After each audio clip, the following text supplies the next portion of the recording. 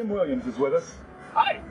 And we're going to talk to Tim a little bit about kind of his background, how he got started in music, and kind of where he is today. Tim is a huge, huge influence, not just here in the Champaign city, but throughout the Midwest. He's playing spots. What's the college? I see you posted. Purdue, yeah.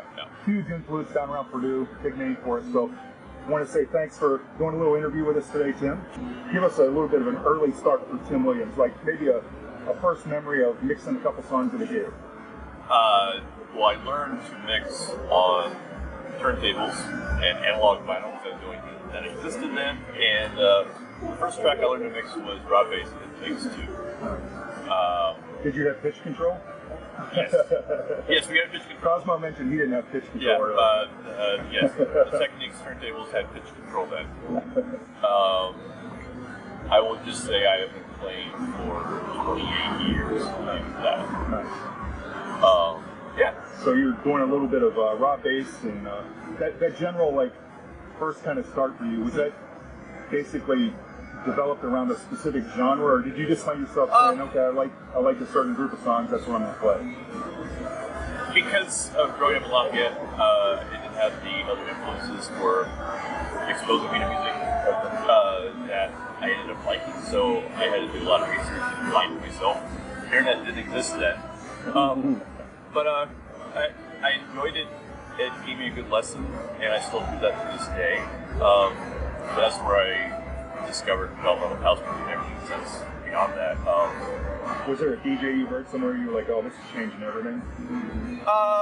No one in particular, just influences from all over, as I got to hear them. And I still do that to this day. That's one thing I just love about this event is, I mean, even though the majority of people playing live here, we don't really get to hang out by it because we're all working. Exactly. So nights like this, especially on a Sunday, it's awesome that I can just show up and. What kind of gravitated towards Champaign? Were you getting some local shows here in Champaign to do, gigs and stuff? A girl. Now my wife. All you young DJs, listen up. Yeah, we met at Purdue, then via jobs, etc. We're now here. Love the communities, so close to home. So close to my home, so close to her home in Michigan. Yeah, it's a great community to be a part of, happy to be a part of. What would you have, and I know the digital age has kind of flooded the scene with quote-unquote DJs, but what would you have for maybe a 13-year-old kid in his bedroom that actually might have a little bit of talent? What kind of like advice would you have to say, from your years of experience, to get that kid a little bit of a few things. Find someone who's been playing for a while. Necessarily follow them, but just get their background, because things have really changed exponentially in the last few years. But someone who's been playing for 10 years or more can give you a lot of background on how we got to the moment where all this exponential change happened. When you find something you like, you should investigate it further. Whether it be an artist, whoever that artist is, find out what label they're on. Find out who else is on that label. Become good technically, and also work on trade things, so to speak. Work on finding the songs that you want to expose and play to that they may not be aware of otherwise. We're in a moment now where there could be someone in the audience that has a more up-to-date playlist on their phone than the guy playing in the DJ booth or on stage. That's a good perspective, actually. I never even thought about that. But with that being said, choose what you want to play and what you want to expose people to, even though the audience has almost as much of a access to music than DJs have nowadays. You're still the one picking that song.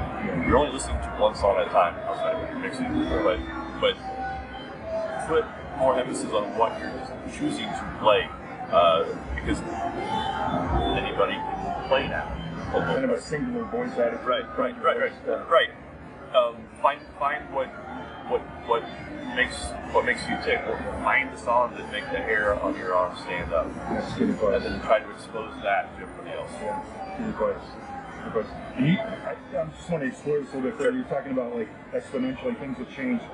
give us an example of like how you feel things have changed, maybe for the good or for the bad. I think it's for the good, just like everything else. It can be used for bad.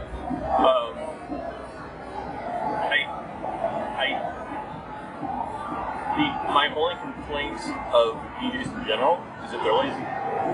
Whether you're playing on turntables and you've been playing for 30 years, or you've been playing for 2 weeks, or you're showing up with a USB drive and you're pressing play on a controller. Do something. Don't be lazy. And I don't care what you play on. If you can rock a party with something you got out of a Cracker Jack box, I will applaud you. And I will applaud if you're playing on turntables and you're playing analog records that nobody could find anymore. Just play well. But I've had ideas in my head 20 years ago that I can do now. Where before it would have taken 5 turntables, 15 minutes to set it up, and it would have been a 2-second trick that no one would have known. But now I love how technology has come about to make things accessible, to do things on the fly. But with that being said, it's use it. Use good advice. Very good advice. So not so much what you're using, just use it well. Exactly. Create your tool and make it work. That's good advice. That's why I mentioned about finding someone who's been playing for a while. Because if you have something that you're comfortable on and you can play on, if you want to expand, you're going to have to learn how to play on other things. You're going to have to learn how to play on CDJs. And buy a guy a beer and ask him to show you how to set up a pair of turntables. And just if you can learn to play on turntables, you can then learn to play on anything. Exactly. And I'm kind of thinking of something as you're speaking about that. Is every environment, all your years of experience, is every environment a perfect bedroom studio? When you go play, is it always a perfect scenario? No. Does the monitor always work? No.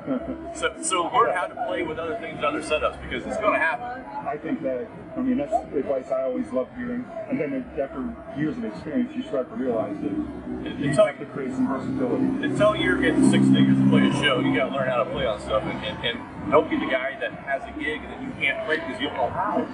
That's what I was getting at. Exactly. Like, don't be that guy that you finally get I don't know what this is. And because there will be someone in that audience or in that booth or in that VIP area that knows that you're supposed to play, and for some reason you're not. And I don't know, for me, it's like you raise your hand, answer the question, in class, and you don't know what 1 + 1 is. Learn how to play it. Good advice. So, in closing, then, where do you find yourself kind of with all the experience and background? Where do you find yourself like comfortably today, like moving forward, or are you set not so much in your ways, but you set within a routine that's comfortable for your career now? Some parts are routine in a way. I mean, playing for do. I mean, it's Thursday nights, 15 years. It's comfortable. It's set. With that being said, You still get nervous? Yes, and I love it. It's a good nervous now. It's 15 years plus. I mean, if you're not on top of your game all the time, you won't be doing it for 15 years. Exactly, I agree. Yes, things are similar, but they're always changing. And that's what I love about being here in Champaign. I know when I come back and play there, that everybody here has me on top of my game, where I'm not playing anyway. And for you guys listening, again, we'll have links and information for you, but the Purdue thing he's talking about on Thursdays, it's like 1,000 plus, and I might be exaggerating, I don't know, but he's always sharing with us, and you'll see. It's 1,000 plus for 15 years. Yeah, it's not 10 people standing around a car listening to a couple subwoofers, so it's a hell of a show. Just want to say thanks to Tim for taking out some time. He'll be on the stage a little bit later today in this Spindependence weekend for us, but got him the daylight was still kind of available, so it means a lot, and thanks a lot. My pleasure. Yeah. Thanks.